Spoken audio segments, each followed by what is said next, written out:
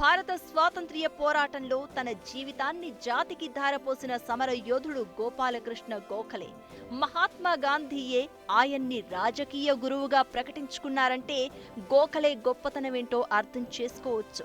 British పాలకుల విధానాలను వ్యతిరేకిస్తూనే భారతీయుల్లో జాతీయతా భావాన్ని పెంపొందించేందుకు కృషి చేశారు గోపాలకృష్ణ.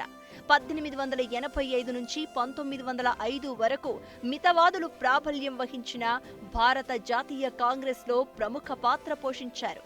భారతీయ విదేశీ సంస్కృతుల మధ్య సమన్వయకర్తగా నిలిచిన గోపాలకృష్ణ తన తరంలోని ఇతర నాయకుల కంటే భిన్నంగా ఉండేవారు. 1902లో వైస్రాయ్ కౌన్సిల్ సభ్యులయ్యారు గోపాలకృష్ణ గోఖలే.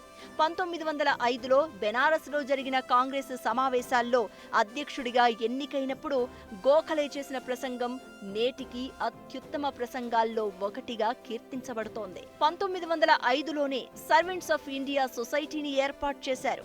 విదేశాల్లో ఉన్న భారతీయుల హక్కుల సాధన పట్ల గోఖలే శ్రద్ధ చూపేవారు. ఆ సమయంలోనే సౌత్ ఆఫ్రికాలో భారతీయుల హక్కుల పరిరక్షణ కోసం ఉద్యమించిన గాంధీ పరిచయమయ్యారు. తర్వాత కూడా కొనసాగిన వారి పరిచయం గురు శిష్యుల బంధంగా మారింది. స్వాతంత్ర్య సమర యోధుడిగా, ఆర్థికవేత్తగా ప్రభావితం చేసిన గోపాలకృష్ణ గోఖలే 1915లో కన్నుమూశారు.